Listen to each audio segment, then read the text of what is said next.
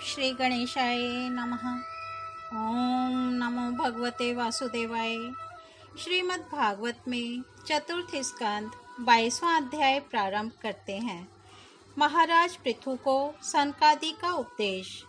श्री मैत्रेय जी कहते हैं, जिस समय प्रजाजन परम पराक्रमी पृथ्वीपाल पृथु की इस प्रकार प्रार्थना कर रहे थे, उसी समय वहां सूर्य के समान तेजस्वी 4 मुनीश्वर आए। राजा और उनके अनुचरों ने देखा तथा पहचान लिया कि वे सिद्धेश्वर अपनी दिव्य कांति से संपूर्ण लोकों को पाप निर्मुक्त करते हुए आकाश से उतरकर आ रहे हैं। राजा के प्राण सनकादिकों का दर्शन करते ही जैसे विषयी जीव विषयों की ओर दौड़ता है, उनकी ओर चल पड़े, मानो उन्हें रोकने के लिए ही वे अपने सदस्यों और अनुयायियों के साथ एकाएक उठकर खड़े हो गए। जब वे मुनिगण अर्घ्य स्वीकार कर आसन पर विराज गए, तब शिष्टाग्रणी पृथु ने उनके गौरव से प्रभावित हो विनयवश गर्दन झुकाए हुए उनकी विधिवत पूजा की। फिर उनके चरणोदक को अपने सिर के बालों पर छिड़का। इस प्रकार शिष्ट जनोचित आचार का आदर तथा पालन करके उन्होंने यही दिखाया कि सभी सत्पुरुषों को ऐसा व्यवहार करना चाहिए। सनकादि मुनीश्वर भगवान शंकर के भी अग्रज हैं। सोने के सिंहासन पर वे ऐसे सुशोभित हुए जैसे अपने अपने स्थानों पर अग्नि देवता। महाराज पृथु ने बड़ी श्रद्धा और संयम के साथ प्रेम पूर्वक उनसे कहा। पृथु जी ने कहा, मंगल मूर्ति मुनीश्वरों, आपके दर्शन तो योगियों को भी दुर्लभ हैं। मुझसे ऐसा क्या पुण्य बना है जिससे स्वतः आपका दर्शन प्राप्त हुआ। जिस पर ब्राह्मण अथवा अनुचरों के सहित श्री शंकर या विष्णु भगवान प्रसन्न हो, उसके लिए इहलोक और परलोक में कौन सी वस्तु दुर्लभ है। इस दृश्य प्रपंच के कारण महत् तत्वादि यद्यपि सर्वगत हैं, तो भी वे सर्व साक्षी आत्मा को नहीं देख सकते। इसी प्रकार यद्यपि आप समस्त लोकों में विचरते रहते हैं, तो भी अनाधिकारी लोग आपको देख नहीं पाते। जिनके घरों में आप जैसे पूज्य पुरुष उनके जल, तृण, पृथ्वी, गृह स्वामी अथवा सेवक आदि किसी अन्य पदार्थ को स्वीकार कर लेते हैं, वे गृहस्थ धनहीन होने पर भी धन्य हैं। जिन घरों में कभी भगवत भक्तों के परम पवित्र चरणोदक के छींटे नहीं पड़े, वे सब प्रकार की रिद्धि सिद्धियों से भरे होने पर भी ऐसे वृक्षों के समान हैं कि जिन पर सांप रहते हैं। मुनीश्वरों, आपका स्वागत है। आप लोग तो बाल्यावस्था से ही मुमुक्षुओं के मार्ग का अनुसरण करते हुए एकाग्र चित्त से ब्रह्मचर्य आदि महान व्रतों का बड़ी श्रद्धा पूर्वक आचरण कर रहे हैं। स्वामियों, हम लोग अपने कर्मों के वशीभूत होकर विपत्तियों के क्षेत्र रूप इस संसार में पड़े हुए केवल इंद्रिय संबंधी भोगों को ही परम पुरुषार्थ मान रहे हैं। सो क्या हमारे निस्तार का भी कोई उपाय है? आप लोगों से कुशल प्रश्न करना उचित नहीं है, क्योंकि आप निरंतर आत्मा में ही रमण करते हैं। आप में यह कुशल है और यह अकुशल है, इस प्रकार की वृत्तियां कभी होती ही नहीं। आप संसारानल से संतप्त जीवों के परम सुहृद हैं, इसलिए आप में विश्वास करके मैं यह पूछना चाहता हूँ कि इस संसार में मनुष्य का किस प्रकार सुगमता से कल्याण हो सकता है। यह निश्चय है कि जो आत्मवान धीर पुरुषों में आत्मा रूप से प्रकाशित होते हैं और उपासकों के हृदय में अपने स्वरूप को प्रकट करने वाले हैं, वे अजन्मा भगवान नारायण ही अपने भक्तों पर कृपा करने के लिए आप जैसे सिद्ध पुरुषों के रूप में इस पृथ्वी पर विचरा करते हैं। श्री मैत्रेय जी कहते हैं, राजा पृथु के ये युक्ति युक्त गंभीर परिमित और मधुर वचन सुनकर श्री सनत कुमार जी बड़े प्रसन्न हुए और कुछ मुस्कुराते हुए कहने लगे। श्री सनत कुमार जी ने कहा, महाराज, आपने सब कुछ जानते हुए भी समस्त प्राणियों के कल्याण की दृष्टि से बड़ी अच्छी बात पूछी है। सच है, साधु पुरुषों की बुद्धि ऐसी ही हुआ करती है। सत्पुरुषों का समागम श्रोता और वक्ता दोनों को ही अभिमत होता है, क्योंकि उनके प्रश्नोत्तर सभी का कल्याण करते हैं। राजन, श्री मधुसूदन भगवान के चरण कमलों के गुणानुवाद में अवश्य ही आपकी अविचल प्रीति है। हर किसी को इसका प्राप्त होना बहुत कठिन है, और प्राप्त हो जाने पर वह हृदय के भीतर रहने वाले उस वासना रूप मल को सर्वथा नष्ट कर देती है, जो और किसी उपाय से जल्दी नहीं छूटता। शास्त्र जीवों के कल्याण के लिए भली भांति विचार करने वाले हैं। उनमें आत्मा से भिन्न देहादि के प्रति वैराग्य तथा अपने आत्म स्वरूप निर्गुण ब्रह्म में सुदृढ़ अनुराग होना, यही कल्याण का साधन निश्चित किया गया है। शास्त्रों का यह भी कहना है कि गुरु और शास्त्र के वचनों में विश्वास रखने से, भागवत धर्मों का आचरण करने से, तत्व जिज्ञासा से, ज्ञान योग की निष्ठा से, योगेश्वर श्री हरि की उपासना से, नित्य प्रति पुण्य कीर्ति श्री भगवान की पावन कथाओं को सुनने से, जो लोग धन और इंद्रियों के भोगों में ही रत हैं, उनकी गोष्ठी में प्रेम न रखने से, उन्हें प्रिय लगने वाले पदार्थों का आसक्ति पूर्वक संग्रह न करने से, भगवत गुणात् अमृत का पान करने के सिवा अन्य समय आत्मा में ही संतुष्ट रहते हुए एकांत सेवन में प्रेम रखने से, किसी भी जीव को कष्ट न देने से, निवृत्ति निष्ठा से, आत्महित का अनुसंधान करते रहने से, श्री हरि के पवित्र चरित्र रूप श्रेष्ठ अमृत का आस्वादन करने से, निष्काम भाव से यम नियमों का पालन करने से, कभी किसी की निंदा ना करने से, योग क्षेम के लिए प्रयत्न ना करने से, शीतोष्ण आदि द्वंद्वों को सहन करने से, भक्तजनों के कानों को सुख देने वाले श्री हरि के गुणों का बार बार वर्णन करने से, और बढ़ते हुए भक्ति भाव से मनुष्य का कार्य कारण रूप संपूर्ण जड़ प्रपंच से वैराग्य हो जाता है, और आत्मस्वरूप निर्गुण परब्रह्म में अनायास ही उसकी प्रीति हो जाती है। परब्रह्म में सुदृढ़ प्रीति हो जाने पर पुरुष सद्गुरु की शरण लेता है। फिर ज्ञान और वैराग्य के प्रबल वेग के कारण वासना शून्य हुए अपने अविद्यादि 5 प्रकार के कलेशों से युक्त अहंकारात्मक अपने लिंग शरीर को वह उसी प्रकार भस्म कर देता है, जैसे अग्नि लकड़ी से प्रकट होकर फिर उसी को जला डालती है। इस प्रकार लिंग देह का नाश हो जाने पर वह उसके कर्तव्यादि सभी गुणों से मुक्त हो जाता है।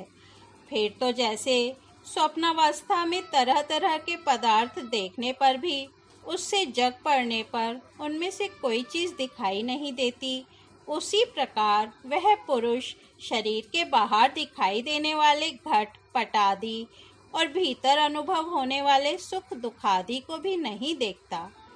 इस स्थिति के प्राप्त होने से पहले ये पदार्थ ही जीवात्मा और परमात्मा के बीच में रहकर उनका भेद कर रहे थे।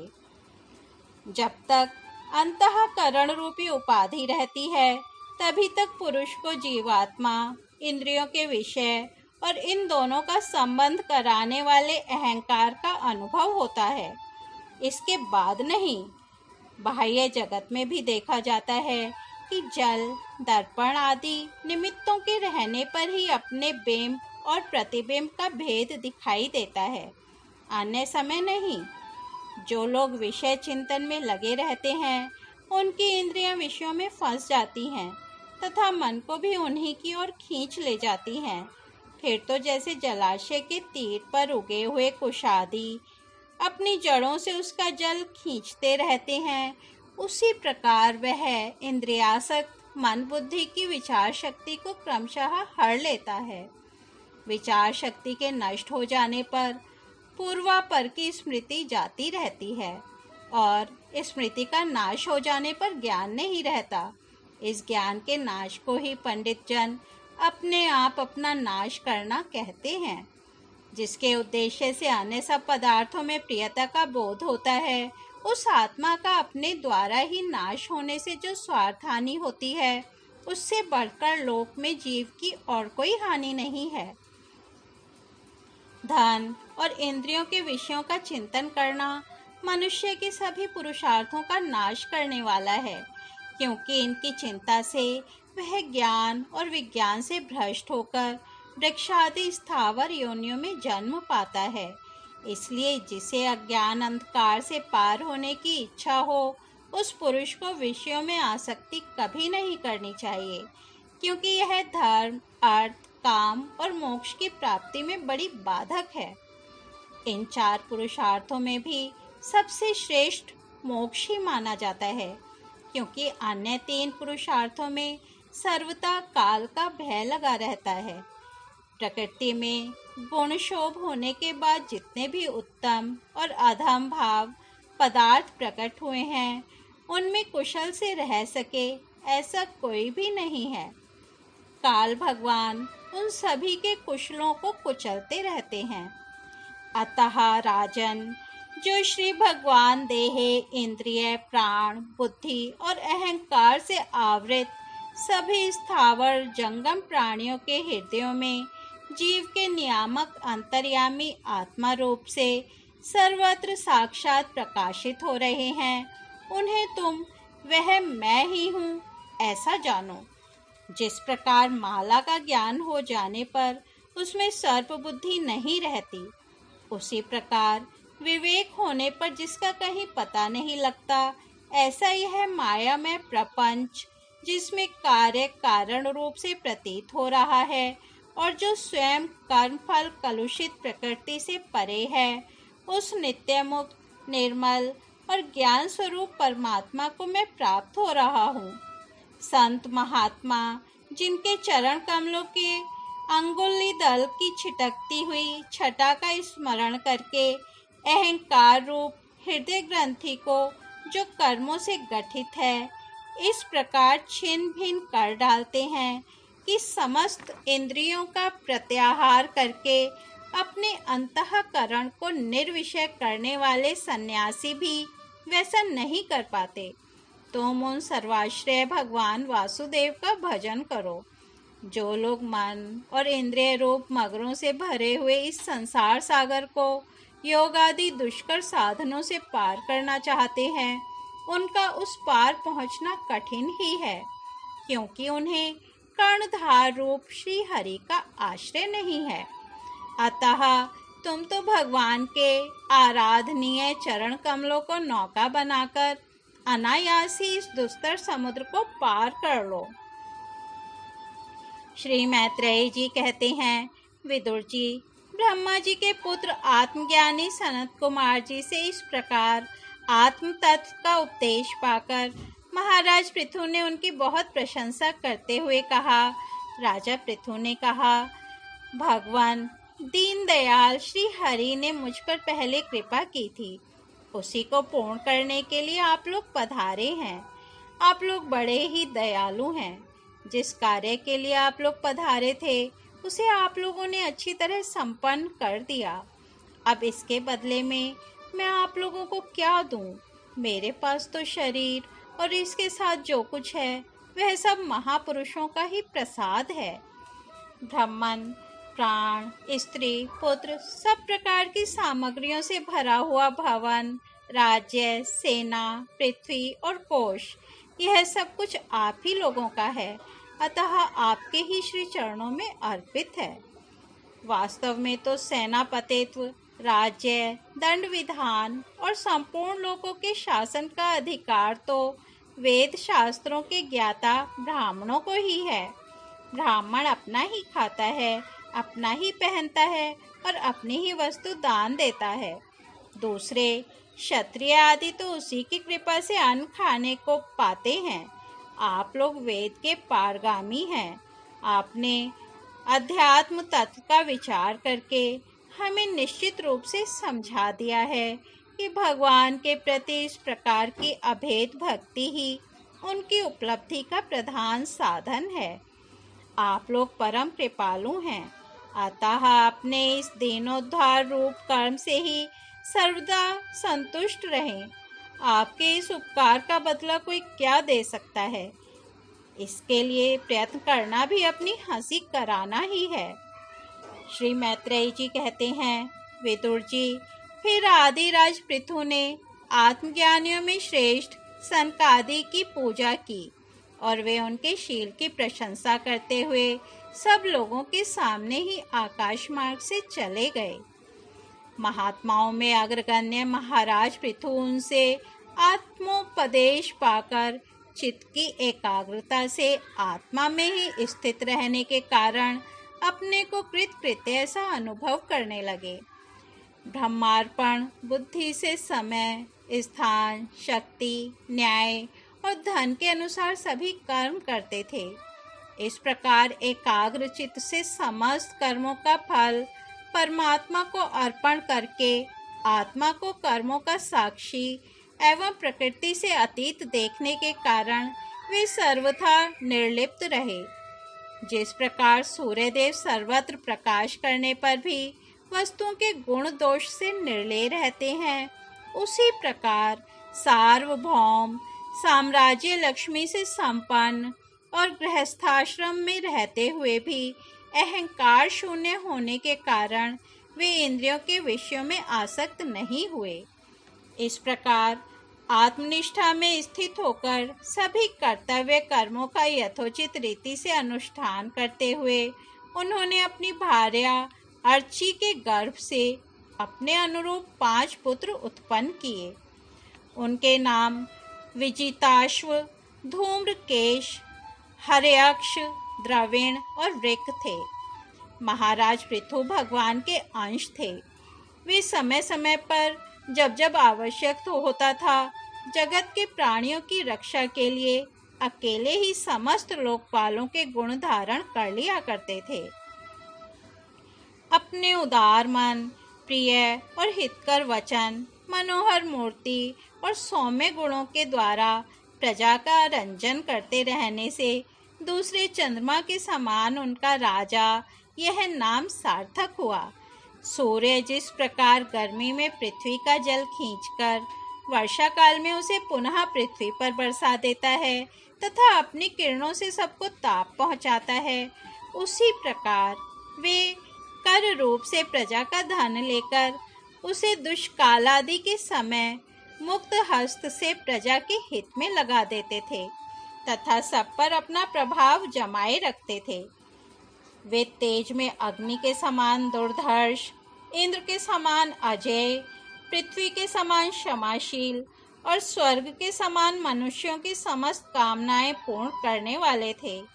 समय समय पर प्रजाजनों को तृप्त करने के लिए वे मेघ के समान उनके अभीष्ट अर्थों को खुले हाथ से लुटाते रहते थे। वे समुद्र के समान गंभीर और पर्वतराज सुमेरु के समान धैर्यवान भी थे। महाराज पृथु दुष्टों के दमन करने में यमराज के समान, आश्चर्यपूर्ण वस्तुओं के संग्रह में हिमालय के समान, कोष की समृद्धि करने में कुबेर के समान और धन को छिपाने में वरुण के समान थे। शारीरिक बल, इंद्रियों की पटुता तथा पराक्रम में सर्वत्र गतिशील वायु के समान और तेज की असह्यता में भगवान शंकर के समान थे।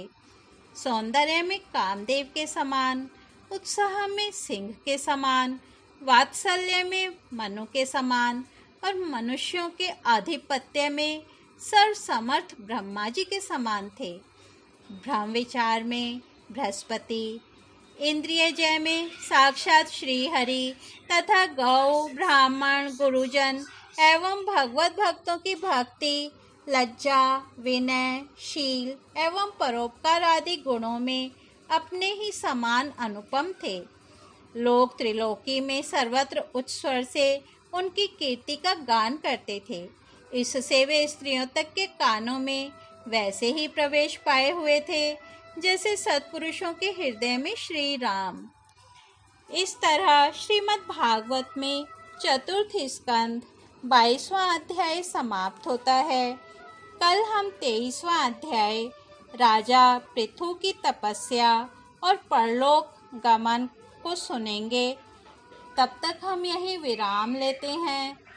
हरि ओम तत्सत।